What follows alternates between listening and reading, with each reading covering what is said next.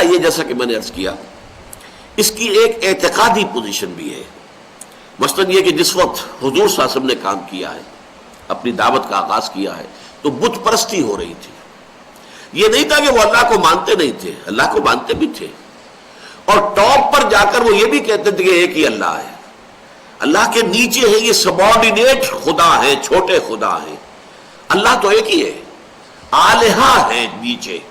جیسے کہ آپ کو معلوم ہے کہ ہندوستان میں مہادیو تو ہمیشہ مانا گیا ایک ہی ہے، البتہ دیوی دیوتا یہ بے شمار ہیں.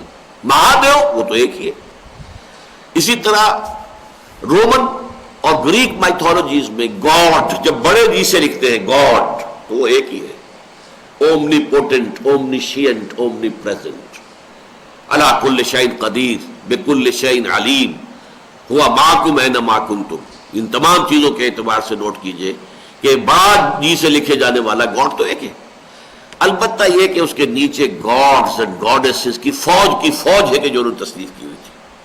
تو یہ عقیدہ چونکہ وہاں چل رہا تھا، لہذا وہاں پر زیادہ زور توحید کے اعتقادی پہلو پر دیا گیا. آج ہمیں اگر کام کرنا تو ہمیں تو مسلمانوں میں کام کرنا ہے، اور مسلمان تو ظاہر بات ہے سب سے پہلے مسلمانوں میں کام کرنا ہے نا، تاکہ ہم اسلامی ممالک میں سے، مسلمان ممالک میں سے کسی میں صحیح اسلامی نظام قائم کر دیں منہج انقلاب نبی پر عمل پیرا ہو کر. تو ظاہر بات ہے یہاں تو سب لوگ عقیدے کے اعتبار سے تو توحید کو مانتے.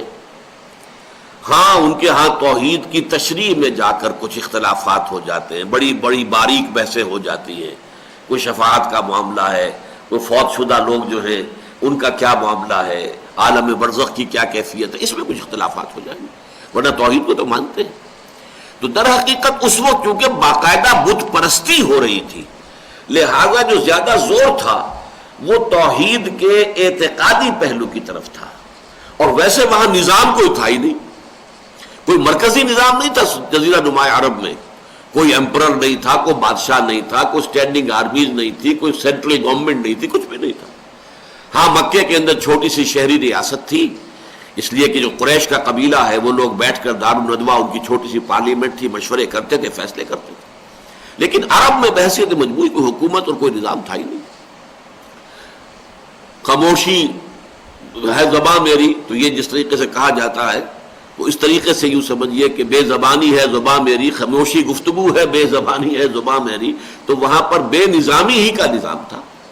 لہذا اس وقت ہم یہ دیکھتے ہیں کہ زیادہ جو ہے وہ توحید کے اعتقادی پہلو پر زور دیا گیا. البتہ توحید کا یہ انقلابی پہلو بھی اس میں مضمر تھا، اس کو ذرا تھوڑا سا گہرائی میں اتر کر سوچنا ہوگا. قریش جن سے کہ حضور نے ابتدا کی ہے اپنی دعوت کی، ظاہر بات ہے مکے میں وہی آباد تھے، خود آپ بھی قرشی تھے، وہیں سے آپ نے بات شروع کی. ان کا معاملہ یہ تھا کہ انہیں عرب میں ایک بے تاج بادشاہی حاصل تھی، پریولیجز حاصل تھے. ان کے جو کیروانز جاتے تھے، تجارتی قافلے شمال کی طرف، شام کی طرف اور جنوب میں یمن کی طرف، ان پر کوئی حملہ نہیں کر سکتا تھا. اس لیے مونوپولی ان کے ہاتھ میں آ گئی تھی ایسٹ ویسٹ ٹریڈ کی. یہ کچھ حقائق ذرا سامنے رکھیے آپ کہ دنیا میں یہ جو ایسٹ ویسٹ ٹریڈ تھی اس وقت، جب تک کہ نہر سویز نہیں بنی، نہر سویز تو ابھی بنی ہے چند 100 برس ہوئے، تو ظاہر بات ہے کہ سمندری راستہ جو ہے وہ آ کر رک جاتا تھا. تو یورپ سے سارا سامان تجارت آ جاتا تھا جہازوں پر اور آ کر شام کی بندرگاہ، فلسطین کی بندرگاہوں پر اتر گیا. ہندوستان سے، ہند چینی سے، چین سے، جزائر شرق الہند سے جتنا سامان آتا تھا وہ آ کر یمن کی بندرگاہوں پر اتر گیا. اب یمن سے اور شام تک کا یہ جو فاصلہ ہے، اس میں قافلے چلتے تھے، جو یہاں سے مال اٹھاتے تھے وہاں لے جاتے تھے، وہاں سے اٹھاتے تھے یہاں لے آتے تھے. تو یہ گویا کہ لنک تھے، یہ لنک تھے ایسٹ اینڈ ویسٹ ٹریڈ میں، مشرق کی اور مغرب کی تجارت میں. اس کی وجہ سے یہ مونوپولی انہیں حاصل اس لیے ہو گئی کہ کسی اور قبیلے کا قافلہ بچ کے جا نہیں سکتا. لوٹ مار، غارت گری، یہ تو ان کا رول تھا. لیکن قریش کے قافلے پر کوئی حملہ نہیں کرتا تھا، لہذا مونوپولی حاصل ہو گئی انہیں. وہ سارے ان کے کیروان روٹس جو ہے وہ اوپن تھے ان کے لیے، ان کے قافلے جاتے تھے شمال کی طرف، جنوب کی طرف، کوئی انہیں ہاتھ نہیں لگاتا تھا. وہ کیوں تھا؟ اس کی ایک بڑی باریک وجہ تھی. وہ یہ تھا کہ تمام عرب قبائل جو تھے جزیرہ نما عرب کے، ان کے بت خانہ کعبہ میں رکھے ہوئے تھے. اس کے قبضے میں تھے، قریش کے قبضے میں تھے. گویا کہ ان کے خدا جو ہے وہ قریش کے پاس ہاسٹیجز تھے، ہاسٹیجز یرغمالی. اگر کوئی قبیلہ ان کے قافلے پر حملہ کرے تو اس کے بت کو توڑ کر یا اس کی گردن مروڑ کر نہیں پھینک دیں گے. گویا کہ ان کے خدا جو ہے قریش کے ہاتھ میں تھے یرغمال کی حیثیت سے، ہاسٹیجز کی حیثیت سے. لہذا قریش کے کسی قافلے کے اوپر کوئی بھی قبیلہ جو ہے عرب کا وہ حملہ نہیں کرتا تھا. اس لیے ان کو مفادات حاصل تھے. پھر یہ کہ جب سب لوگ آتے تھے یاترا کے لیے، جیسے کہ ہندو جب جاتے ہیں مندروں میں تو پیش کرتے ہیں نا، تحفے ہیں، تحائف ہیں، چڑھاوے چڑھاتے ہیں. سومناتھ کے مندر میں جو مندر تھا اس میں جو اس کے تہخانوں میں اتنا زر و سیم جو جمع تھا، کیسے جمع تھا؟ تو اس لیے جب وہ لوگ آتے تھے زیارت کرنے کے لیے اپنے اپنے خداؤں کی تو چڑھاوے چڑھاتے تھے. وہ چڑھاوے کہاں جاتے تھے؟ ظاہر بات ہے جیسے آج ہمارے مزاروں کے چڑھاوے متولیوں کے پیٹ میں جاتے تھے. کچھ تھوڑا سا حکومت نے روکا ہے کہ جب یہ اوقاف بنا دیے اور اوقاف میں وہاں پر جو ہے وہ رکھ دی گئی ہے، جو ہے یہاں پر جو ہے گلہ ہے، یہاں پہ ڈالو پیسے اور پھر وہ لیکن اس سے پہلے کیا تھا؟ سارا کا سارا مال کہاں جاتا تھا؟ متولیوں کے پاس. اسی طریقے سے قریش کو ملتا تھا سارا کا سارا وہ مال کہ جو وہاں پہ چڑھاووں کا چڑھا آتا تھا. لہذا ان کا اقتصادی اور سیاسی اعتبار سے جو انہیں خصوصی ایک حیثیت حاصل تھی جزیرہ نما عرب میں، وہ انہی بتوں کی وجہ سے تھی. تو جب ان بتوں پر ہٹ کیا گیا، ان ہی الا اسماء سمیتموها انتم وآباؤکم ما انزل اللہ بہا من سلطان، ان کی کوئی حقیقت نہیں ہے. یہ لات اور عزا اور منات ان کی کوئی حقیقت نہیں ہے. یہ کچھ نام ہے جو تم نے تمہارے آباء و اجداد نے رکھ چھوڑے ہیں، ان میں کوئی الوہیت نہیں، ان کے پاس کوئی اختیار نہیں، ان کو مت پوجو. اس کا کیا مطلب تھا؟ وہ سارے معاشی جو ان کے مفادات تھے اور جو انہیں سیاسی طور پر بے تاج بادشاہی حاصل تھی جزیرہ نما عرب میں، اب وہ خطرے میں پڑ رہی ہے. یہ بت یہاں سے صاف کر دیے جائیں، توحید کا مرکز اس کو دوبارہ ریسٹور کر دیا جائے جو حضرت ابراہیم نے بنایا تھا، تو یہ قریش کے مفادات تو ختم ہو جائیں گے. یہ بات ہے جو غالباً یہ جو میسج نام سے اور میسنجر آف اللہ کے نام سے پکچر بنائی تھی لیبینز نے، اس میں ایک بڑا پیارا سین ہے. یقیناً چونکہ یہ جو تصویر بنائی گئی تھی، پکچر بنائی گئی تھی، تو بڑے ریسرچ کے بعد ان میں چیزیں جو ہے جو بیان ہوئے ہیں واقعات، وہ ایسے کہانیاں نہیں ہیں بلکہ بہت اوتھینٹک واقعات ہیں.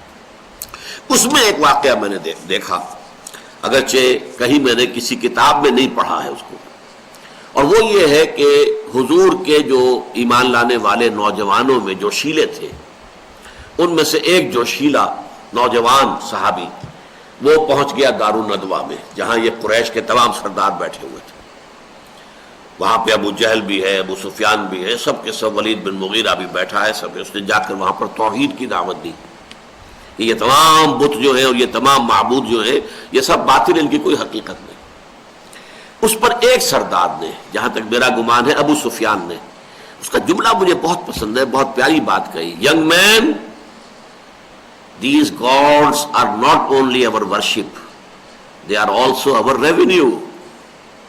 یہ جو معبود یہاں رکھے ہوئے ہیں، یہ جو بت ہیں، یہ صرف ہمارا دین نہیں ہے، مذہب نہیں ہے. تم اسے دین اور مذہب نہ سمجھو، صرف یہ ہماری ورشپ نہیں ہے، یہ ریونیو ہے. یہ ہمارے لیے ہمارے مفادات ہیں، اس سے ہم کو اس کی وجہ سے آمدنی ہوتی ہے، ریونیوز حاصل ہوتے ہیں. تو اس بات کو اچھی طرح سمجھ لیجئے کہ اگرچہ یہ بات ان سو مینی ورڈز کہی نہیں گئی تھی لیکن امپلائڈ تھی. انہیں تو معلوم ہو گیا تھا نا کہ چوٹ کہاں لگ رہی ہے. اگر نفی ہو جائے گی تو اس کا نتیجہ کیا نکلے گا؟ اگر یہ ساری بت پرستی ختم ہو جائے گی تو جو ہماری حیثیت ہے قریش کی عرب کے اندر وہ ختم ہو جائے گی، اور ہمیں جو مفادات حاصل ہے، براعات حاصل ہے، وہ ختم ہو جائیں گے. تو ان دی فائنل انالیسس وہاں بھی یہ توحید کا جو انقلابی تصور اور پہلو ہے وہ موجود تھا، لیکن وہاں خفی تھا. زیادہ جلی جو ہے وہ ہے مذہبی اعتقادی پہلو. ان کی پرستش نہ کی جائے، ان کو مانا نہ جائے، ان سے دعائیں نہ کی جائیں، ان کے سامنے سجدے نہ کیے جائیں، ان کو دنڈوت نہ کی جائے، اس کی دہائی نہ دی جائے. یہ پہلو اگرچہ زیادہ نمایاں تھا، لیکن یہ کہ یہ دوسرا پہلو بھی اس کے اندر امپلائڈ تھا. اور آج اگر ہمیں اس پر عمل کرنا ہے اور منہج انقلاب نبوی کے مطابق انقلابی جدوجہد کرنی ہے، تو ظاہر بات ہے آج ہمیں زیادہ اس کے یہ تین پہلو جو انقلابی ہیں انہیں واضح کرنا ہوگا. کیونکہ اس وقت جو دنیا میں دجالیت ہے، اس دجالیت نے انہی تین چیزوں پر مورچے لگائے ہیں. سیکولرزم کہ حاکمیت خدا کی رکھو اپنے گھر میں، مسجدوں میں رکھو، مندروں میں رکھو، جہاں چاہے رکھو، سینیگاگز میں رکھو. ہمارا نظام جو ہے پولیٹیکو سوشو اکنامک سسٹم وہ ہیومن سوورنٹی پر چلے گا، سیکولرزم. نمبر 2، ہمارا مال ہے، ہم جو اسے چاہیں استعمال کریں. میری دولت ہے، میں دیتا ہوں کسی کو قرض پر اور میں اس سے کہتا ہوں آپ کو اتنا سود مجھے دینا پڑے گا. Who are you to question it؟ سود پر ساری معیشت کا نظام ڈھال دیا گیا. نمبر 3، یہ انسان مرد اور عورت بالکل برابر ہیں، ان کے درمیان کسی بھی اعتبار سے، انتظامی اعتبار سے بھی کوئی فرق نہیں ہو سکتا، بالکل برابر، شانہ بشانہ.